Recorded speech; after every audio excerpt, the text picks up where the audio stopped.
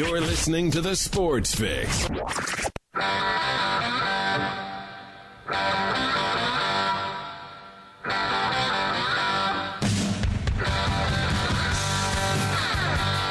welcome back to the Sports Fix. Yes, we are live, Daddy, right here on the sportsfix.net. Thank you so much for all the comments coming in throughout the break. Appreciate everybody, by the way, sharing the word of the show. It's always appreciated. And we've got a very, very special guest coming up next. I'm pretty excited here.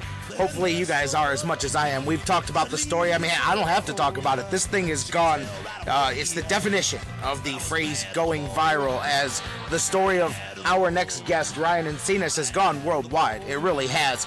And I'm pretty stoked that I was able to touch base. His mom reached out to us. I told you guys about it on the show yesterday before we went on the air, and I didn't get a chance to talk to her. So last night I was stoked. I got a chance to talk to her and get things lined up, and I'm getting ready to talk to Ryan and his dad, Robert, here on the show. Of course, you're listening to The Sports Fix right here on the sportsfix.net. I'm your host, J-Rocc, the Big Daddy on the microphone, Jerry Myers. You can call me whatever you want, but you can call me excited for this segment right here. We are closing the phone lines. We'll reopen them here after we get off of them, because I'm going to the hotline right now. Very special guest. I believe I'm joined right now by Robert Encinas. Robert, is this you on the hotline?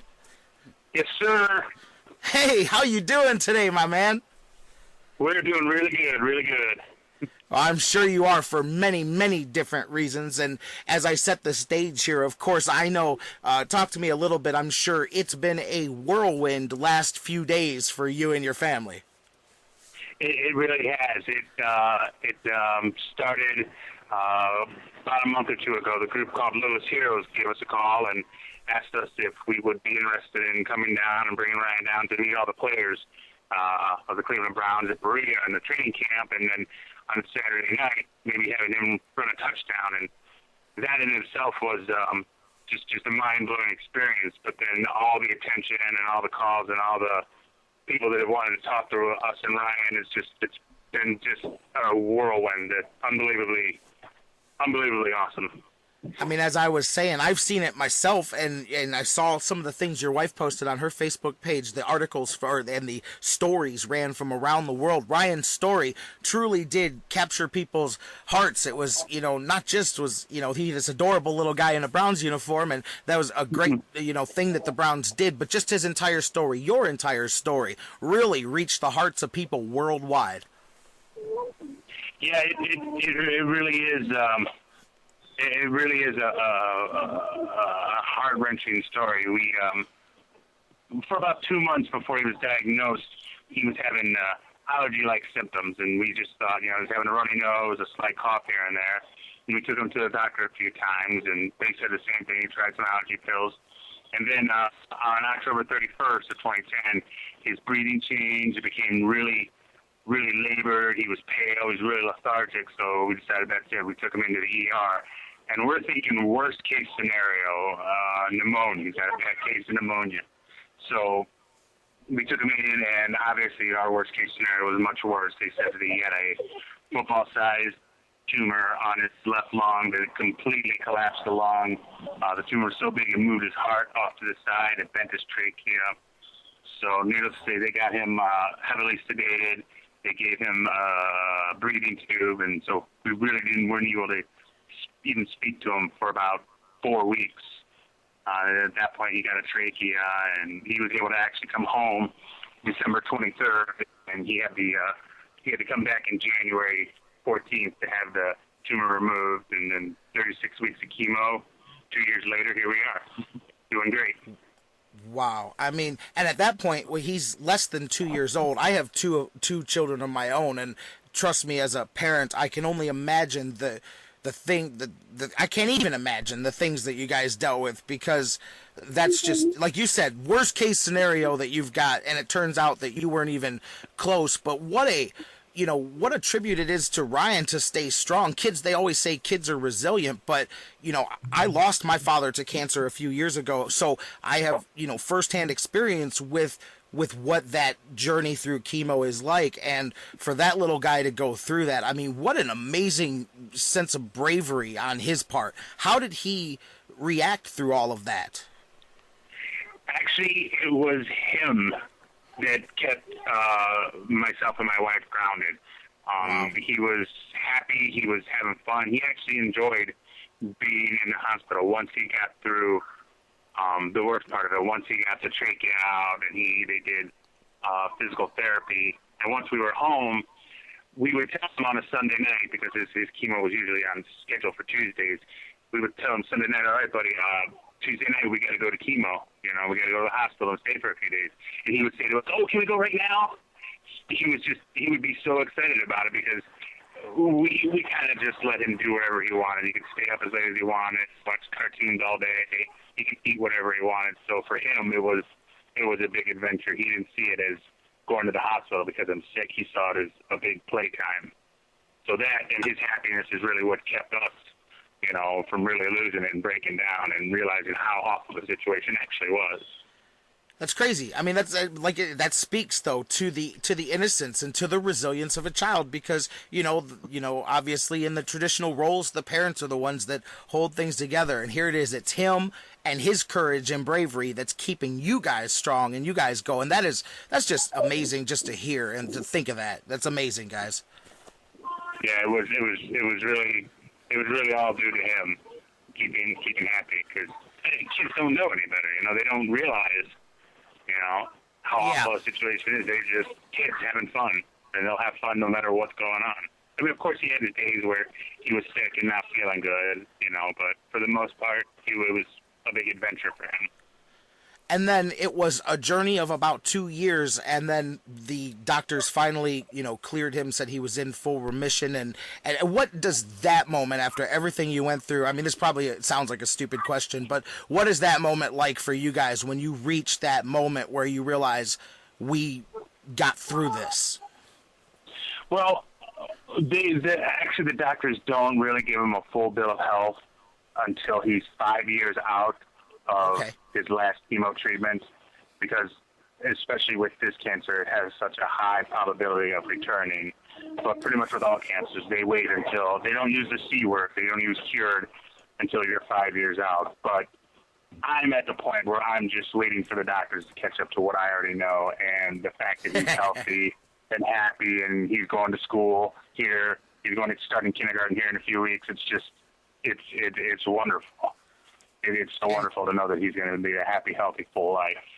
And you talk about happy. I mean, the pictures, every picture out there, especially the one that I ended up getting with Ryan, the smile on his face, it just lights up a room. It's just electric. But, okay, so let's talk a little bit about what led to Saturday. As you said, it was the Littlest Heroes, which, by the way, is a fantastic organization. I did some work with them with Scott Fujita when he was a member of the Cleveland Browns, and just what a great organization. They reached out to you guys and proposed this as something really cool. How exciting was that to Ryan when you guys told him about it? He was really excited about it. I mean, we watch the Browns games, on a regular basis. We're big Cleveland sports fans, so he's familiar. And then when we told him he's going to go and run a touchdown and meet all the players, he was really excited about it. He said he couldn't wait, and he was looking so forward to it. And he got really pumped up on the Wednesday before when we went to the training camp. And he was the whole time between then and Wednesday night or Saturday night, he kept practicing the touchdown dance that Richardson taught him. So he was pretty excited about it. Yeah, he got to do more than just the Saturday night that everybody saw at the stadium. What else? He raced with Trent Richardson. He was out at the facility, got to talk with all the players and coaches. Tell me a little bit about that first part of that day. How much fun was that for you guys? That was a lot of fun. We got to they had a lot of activities set up for the families, and a lot of you got to kick a soccer ball and they got to throw a football, and once they were done with the practice, they took us around to the side, and he had a foot race with DeQuell Jackson, and he beat him both times. And then Trent Richardson taught him how to do the football, the touchdown celebration, and he had to shake hands, and everybody signed his ball. We got a ball signed by the entire team, so that was really cool. And of course, Saturday night, the one that everybody saw, and that's the story that made the news. I remember coming up to you. I was there with my son, and I said, "Hey, do you mind if I take a picture real quick?" And I took a little picture with him, and that ended up being the one that Sports Sports Illustrated and CNN, and I'm like, how in the world, out of 1,000 pictures that were taken, how is that the one that they find and use? But I thought it was so amazing, and then your wife reached out to us. What is that last few days with this worldwide, like seeing your son's face everywhere? It's just got to be surreal for you guys. It really is surreal. I mean, his name was the top story on several search engines. Yeah. Foreign sites. There was a French article about him. There was an article from Turkey about him. There was a Russian one. It was absolutely insane. Just to see his name and his little face smiling all over the world. It was great. And it was with that little Browns uniform on. He was just the cutest little thing, and I'll post that picture back up on our Facebook page as well for people that haven't seen it. I don't know how you couldn't have seen it, but Dad, it's a ton of fun to talk to you about all of this. But if you wouldn't mind, I'd kind of like to talk to the star of the day if you wouldn't mind. Absolutely. Come here, Ray. This guy wants to ask you some questions. Say hi. Hi. Ryan, how are you doing, little buddy? Good. Yeah. Yeah. Have you been having a lot of fun the last few days? Yeah. What kind of stuff did you get to do? Got to be on TV. I got to be on TV. Whoa. How about the Brown Stadium? You ran for a touchdown against that whole team. How fun was that? Super awesome. They couldn't catch you, could they? You scored that touchdown and did your little dance. So fast. Who's your favorite team? Is it the Cleveland Browns? Yeah. Yeah? Do you want to play football one day? Huh? You think maybe you could play for the Browns? Yeah. Hi. Absolutely.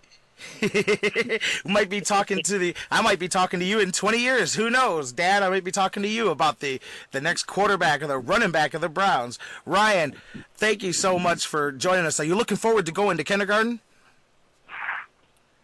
Yeah. Well, good luck with kindergarten, Ryan. I hope you have a great time, and your face is just absolutely adorable, and people have gotten a chance to see it worldwide. So congratulations, little buddy. Yeah, he's been pretty excited about all the attention, and his little sister's fighting for some attention as well. I'm sure I saw him with all the cameras flashing and all the people talking, like I could just imagine. I'm like, wow, this little guy's probably like, this is just amazing what's going on around me. So Robert, thank you so much for not only joining us, but allowing us to talk to you and talk to Ryan and sharing your story with us. And now, on a complete fluke accident, my face will be attached to his on Google for the rest of my life. So it's awesome. That's all right. I will. That's fine, because I treasure that picture right there. And you guys, seriously, I wish you nothing but the best of luck in the future. And anytime you want to talk to us here or anything we can help you, just let us know, and we would love to be a part of it. All right, that sounds great, man. Thank you so much. You got it. Thank you, Robert and Ryan Encinas. Thank you so much as well. Thank you to Mom Angela, who wasn't able to join us today. What a great segment. What a great story, a feel-good story. I'm so glad that we were able to set this up. Thank you so much, Angela, for getting a hold of us. And thank you to everybody out there listening. Just great job, and kudos to the Browns, because for once, I don't care. You can just not even pay attention to anything that's going on the field. Things like that, to me, set franchises, set people's priorities. They show you what it's all about. And the Browns were first class with what they were all about with Ryan Encinas. And just what a story. Forget the football part alone. Just talking as a dad, just talking as a human being. Their story alone is amazing, because there could be so many different outcomes. And for it to be the way it was for them, it's just touching. It's just heartwarming. And then to top it off with the awesomeness of the Cleveland Browns and running for the touchdown and all of that. Kudos to the Browns, and best of luck to the Encinas family, and I hope to get a chance to talk to them again someday soon. Hey, maybe I'll be talking to the next member of the Cleveland Browns. Who knows? But thank you so much, guys. I'm going to take a break here, catch my breath. I'm pretty stoked here myself. When we come back, we're going to wrap things up. We're not done. Don't go away. We'll talk a little Cavaliers basketball. They announced their schedule for the season. Got a few national games this year. We'll talk about that, and they signed their second-round pick as well. We'll talk Cavs basketball and wrap things up here on the Sports Fix. Thank you again to Ryan and Robert Encinas for joining us, and thank you to you for listening. We'll be right back on the Sports Fix.